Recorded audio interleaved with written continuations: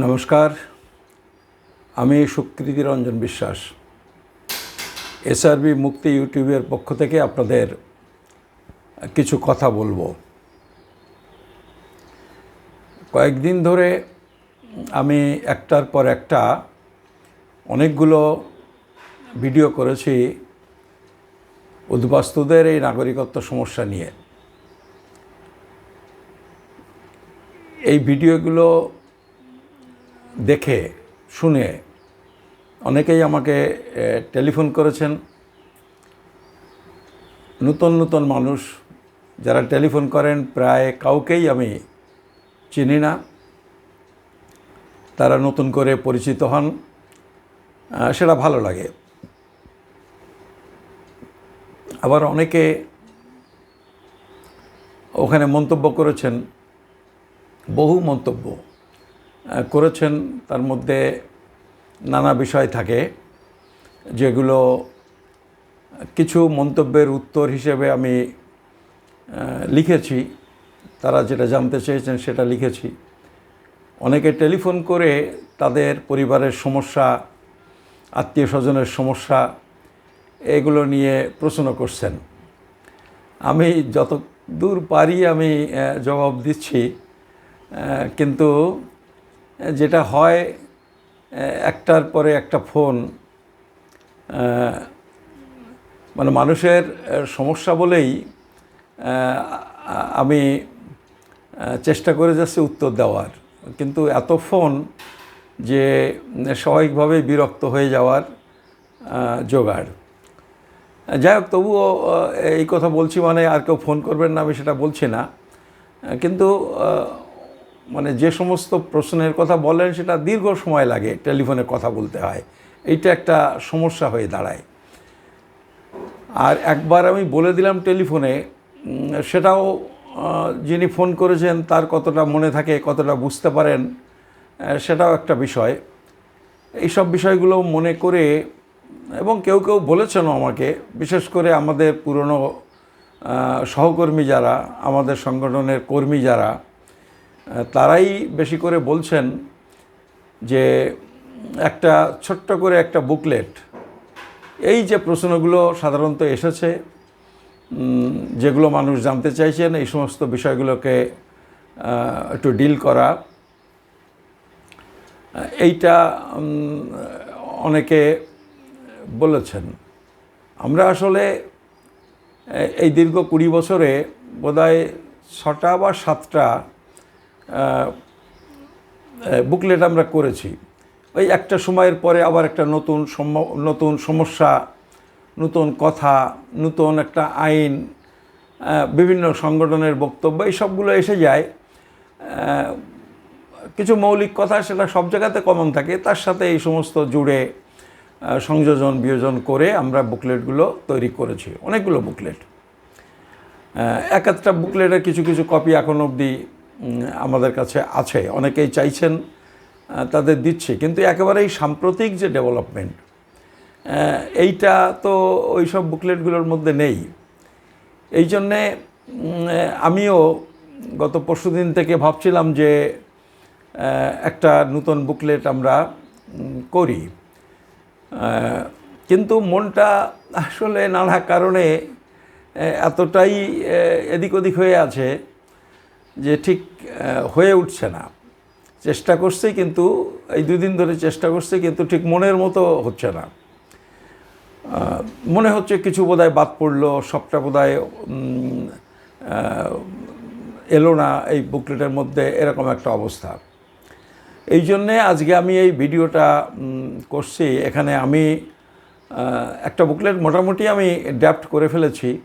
একদিন কাল পরশু হয়তো এইটা আমি প্রেসে দিয়ে দিতে পারবো।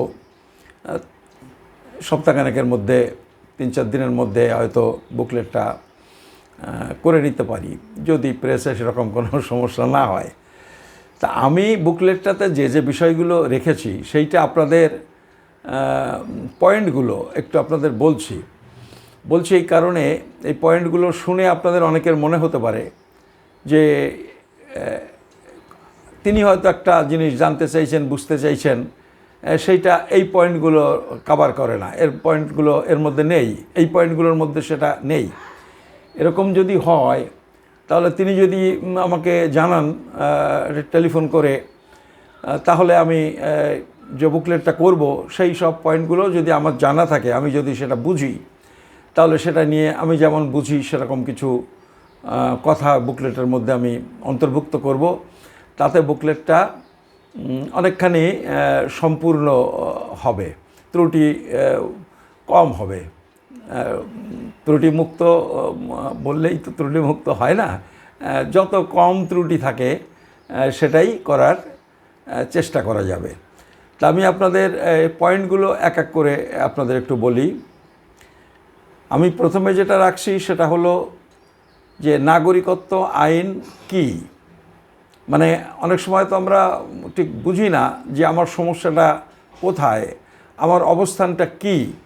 সেই জন্যে নাগরিকত্ব আইনটা যদি আমার কাছে মোটামুটি একটা ধারণা থাকে, তাহলে গোটা ব্যাপারটা, নিজের সমস্যাটা নিজে বোঝার জন্যে অনেকটা সুবিধা হয়।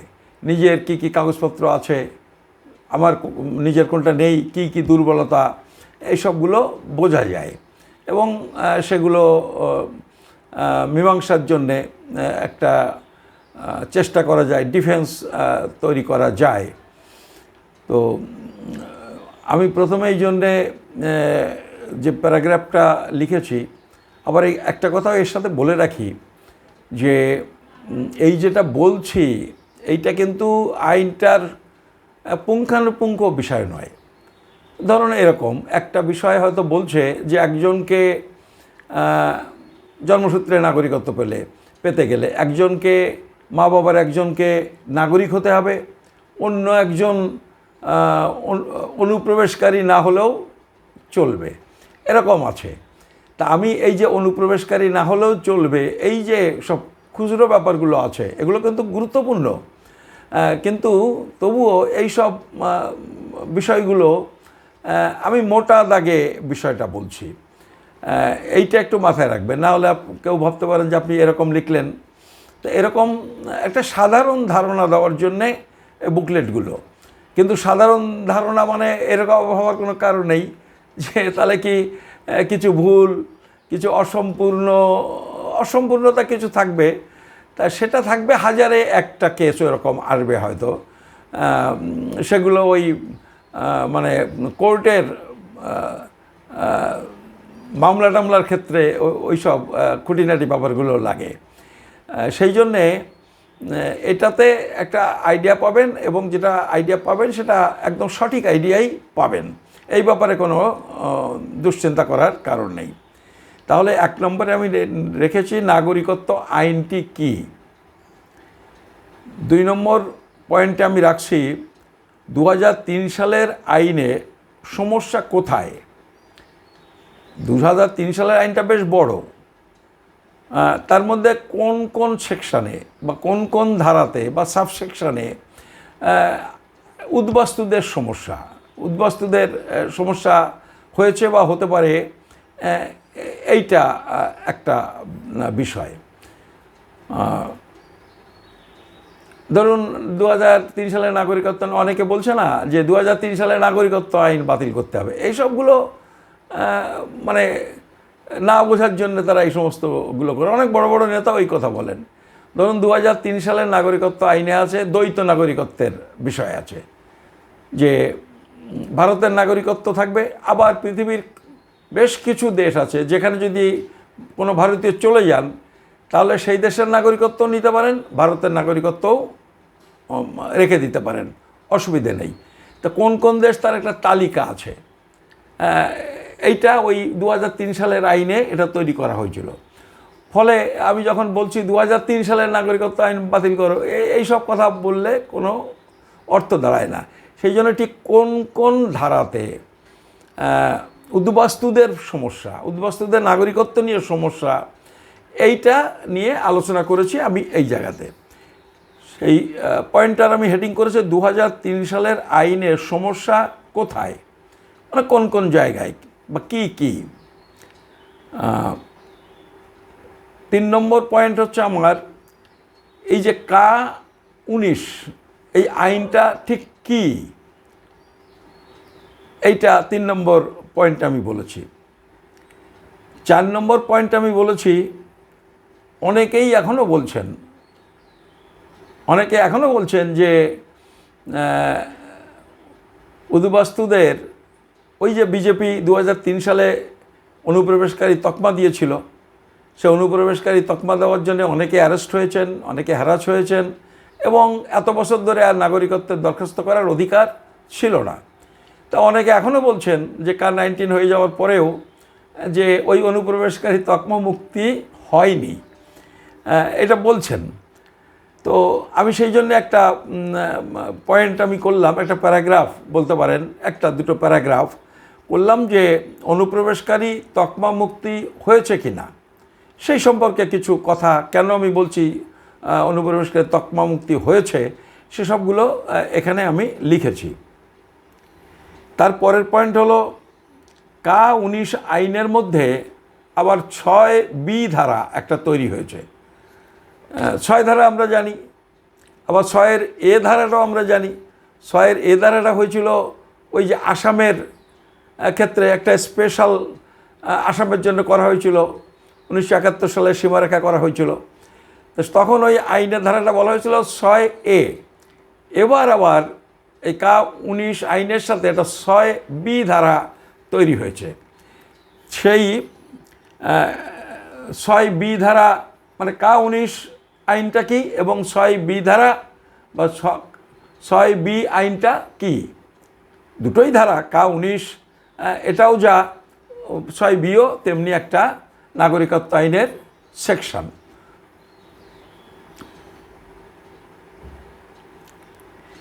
তারপরে আমরা আলোচনা করেছি এই বুকলেটটা এখনও তৈরি হয়নি, মানে বুকলেটটা ড্রাফট আমি এই কালকে থেকে শুরু করে এই এখন পর্যন্ত আমি ওই বুকলেটটা ড্রাফট করে ফেলেছি। যে কারণে আমি প্রতিদিন একটা করে ভিডিও করছিলাম, কালকে আমি ভিডিওটা করতে পারিনি, ওই কাজটা নিয়ে ব্যস্ত ছিলাম। আর সকাল থেকে এখন অবধি ভিডিওটা করিনি, যে বুকলেটটা কমপ্লিট করি, ড্রাফটটা কমপ্লিট করি, তারপরে আমি ভিডিওটা করব। সেটা জাস্ট কমপ্লিট করলাম, করে আপনাদের সাথেই কথা বলতে বসেছি। আবার আপনারা যদি আজকের মধ্যে আমাকে নতুন কিছু পয়েন্ট বলতে পারেন তাহলে সেগুলো আমরা ওর মধ্যে অন্তর্ভুক্ত করে নেব, নিয়ে কাল পরশু আমরা ওইটা ফাইনাল করে ছাপার ব্যবস্থা করব। পরের যে পয়েন্টটা বলছি সেটা হলো আবেদনের সাথে প্রমাণপত্র লাগবে কি না। মানে এখনও অবধি বিজেপির নেতারা, এই শান্তনু ঠাকুর, অসীম সরকার, এরা বলছেন কোনো কাগজ লাগবে না। মানে রুলস বেরিয়ে গেছে, লিখিত রুলস এটা বেরিয়ে গেছে। তারপরে বলছেন আমার সাথে কথা হয়েছে, এটা ওটা, যে ও কিছুই লাগবে না, ইলেকশনের পরে হয়ে যাবে, ইত্যাদি ইত্যাদি বলছেন। তো সেই জন্যে তাতে অনেকে বিভ্রান্ত হচ্ছেন, মতুয়ারা বা অন্যান্য অনেক মানুষও হয়তো বিভ্রান্ত হচ্ছেন। সেই জন্যে আমি একটা বিষয় রাখছি বুকলেটটার মধ্যে, যে আবেদনের সাথে প্রমাণপত্র লাগবে কি না, কাগজপত্র লাগবে কি না, এবং কি কি কাগজপত্র লাগবে, কি কি প্রমাণ করার জন্যে কি কি কাগজ লাগবে, এটা একটা চ্যাপ্টার আমি করছি।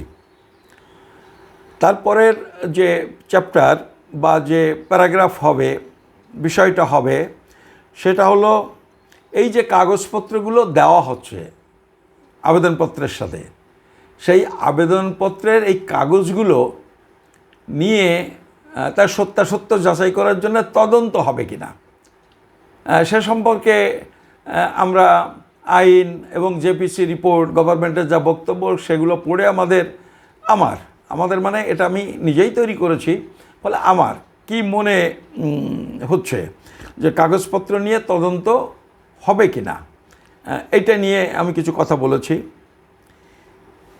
তারপরে অনেকেই জানতে চাইছেন, সেটা এখানে আমরা আলোচনা করেছি, সেটা হলো আবেদন কোথায় করতে হবে, কারা এই নাগরিকত্ব দেওয়ার দায়িত্বে থাকবেন, কিভাবে তারা কাজকর্ম করবেন, এইটা নিয়ে একটা চ্যাপ্টার আমরা রাখছি। আর হলো যে আপনারা জানেন যে জন্মসূত্রে নাগরিকত্ব প্রশ্নটা প্রথমে আমাদের সংবিধান এবং 55 সালের নাগরিকত্ব আইনে নিঃশর্ত ছিল, কোনো শর্ত ছিল না। শর্ত মানে তার মা বাবা কোন দেশের মানুষ, কোন দেশের নাগরিক, ভারতের নাগরিক কি নাগরিক না, এইসব নিয়ে কোনো প্রশ্ন নাগরিকত্ব সম্পর্কীয় যে ধারা সেখানে ছিল না, সংবিধানেও ছিল না, 55 সালের নাগরিকত্ব আইনেও ছিল না। সেইটা এখন হয়েছে যে দুইজনই মা বাবা দুইজনই নাগরিক না হলে এদেশে জন্মগ্রহণ করলেও নাগরিকত্ব পাওয়া যাবে না। এইটা বিজেপি 2003 সালে করেছিল এবং এইটার কিন্তু কোনো সংশোধন বিজেপি করেনি। এই K-19 এই সম্পর্কে কোনো কথা কিন্তু নেই। তো এখন স্বাভাবিকভাবে অনেকে প্রশ্ন করছেন তাদের যে নাগরিকত্ব কত সালে তার জন্ম সার্টিফিকেট আছে কি না, কেউ বলছেন আছে, কেউ বলছেন নেই, তারপরে কেউ বলছেন তার মা বাবার কাগজপত্র আছে, কেউ বলছেন তার মা বাবার কাগজপত্র নেই, ইত্যাদি ইত্যাদি নানান রকমের প্রশ্ন আসছে। তা এই বিষয়গুলো বোঝার জন্যে প্রত্যেকের নিজের নিজে মানে আমি এমনভাবে করেছি যাতে প্রায় প্রত্যেকের, আমি যে এমনভাবে লিখেছি যাতে প্রায় প্রত্যেকের যে যে সমস্যাগুলো বলছেন যে আমার এই এই সমস্যা, আমার বাবার এই সমস্যা, আমি নাগরিকত্ব জন্মসূত্রে পাবো কি না, তা আমি সেইভাবেই আলোচনা করেছি যাতে আমার মনে হয়েছে প্রায় প্রত্যেকের সমস্যার সমাধানটা এইটা পড়লে আপনারা পেয়ে যাবেন। তা সেই যে অধ্যায় বা সেই যে চ্যাপ্টার তাতে আমি এরকমভাবে বলছি পয়েন্টটা, জন্মসূত্রে নাগরিকত্ব পাওয়ার ক্ষেত্রে সম্ভাবনা নয়, পাওয়ার ক্ষেত্রে সমস্যা এবং সুবিধা, এরকম কিছু একটা আমি লিখেছি।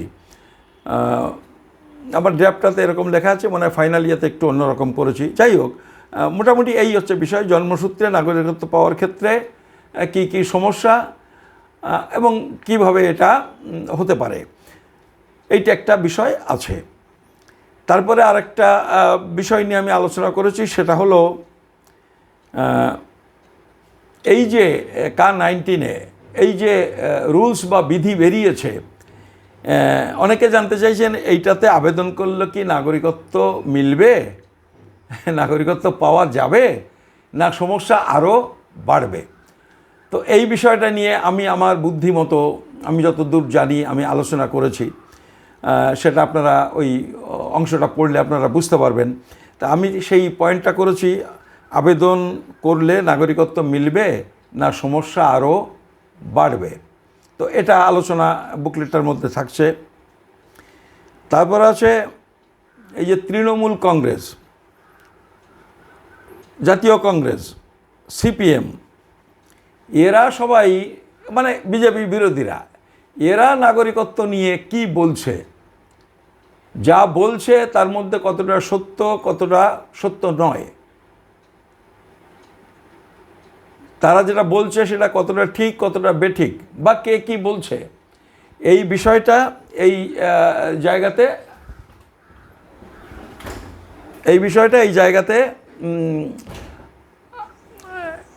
আলোচনা করা হয়েছে।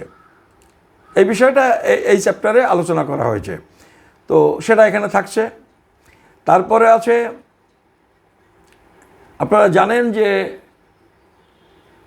236টা, মানে আমার একটু কনফিউশন হচ্ছিল যে 336 না 236, আমি একটু দেখে নেব, তবু আমি লিখেছি 236টা মামলা হয়েছে সুপ্রিম কোর্টে এই K-19 আইন বাতিল করার জন্যে, এই আইনের বিরুদ্ধে।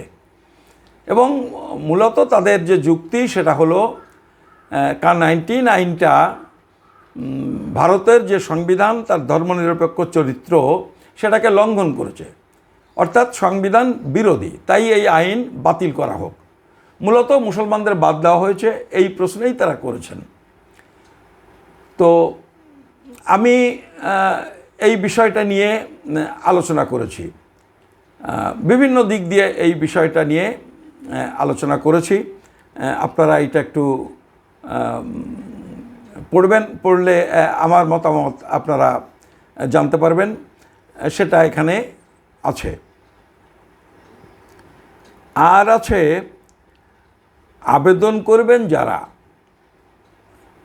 তাদের নাম ধরুন এখন ভোটার তালিকায় আছে, আবেদন করার পরে ভোটার তালিকায় থাকবে কিনা, কেটে দেওয়া হবে কিনা, এই প্রশ্নটা নিয়ে আমি কিছু আলোচনা করেছি। আমার এই যে বুকলেটটা তৈরি হচ্ছে, এই বুকলেটটা এটা নিয়ে কিছু আলোচনা আমি করেছি। আর একটা বিষয় আমি এখানে রাখব, সেটা এখনও লিখিনি, সেটা আমার পরে মনে পড়লো, তো আমি সেটা উজ্জ্বল রাখি এই কারণে, দেখি আপনাদের মধ্যে কেউ যে সেই পয়েন্টটা আপনারা মনে করিয়ে দেন কিনা। তো আমি এই পয়েন্টগুলো মোটামুটি আপনাদের বললাম। এইবারে আপনারা যদি ভেবে চিনতে বোঝেন যে আরও এই বিষয়টা একটু আলোচনা করা দরকার বা ওই বিষয়টা একটু আলোচনা করা দরকার, তাহলে সেটা যদি আপনারা আমাকে জানান, তাহলে সেটা ভেবে সে সম্পর্কে আমি যা বুঝি সেইটা আমি আপনাদের জানাতে পারবো না, সেইটা আমি আমার বুকলেটের মধ্যে অন্তর্ভুক্ত করতে পারবো, তাহলে সেটা আরও ভালো হবে। তা এই জন্যে আজকের এই ছোট্ট ভিডিওটা, আমরা আশা করি ভিডিওটা আপনারা দেখবেন, শুনবেন এবং আপনাদের মতামত এবং আপনাদের কোনো সাজেশন থাকলে সেটা বলবেন। আরেকটা জিনিস আমি দেখতে পাচ্ছি, যত বেশি মানুষ আমার এই ভিডিওগুলি দেখছেন, শুনছেন, তারা সবাই এখনও সাবস্ক্রাইব করেননি। তো তারা একটু সাবস্ক্রাইব করে দেবেন। আর যারা মনে করবেন যে ভিডিওটা আরও বেশি লোকের জানা দরকার, তারা যদি শেয়ার করেন তাহলে সেটা ভালো হয়। আমি আপনাদের সবাইকে ভিডিওটা ভালো লাগলে শেয়ার করবার জন্যে আবেদন করছি। আপনাদের সবাইকে নমস্কার, ধন্যবাদ।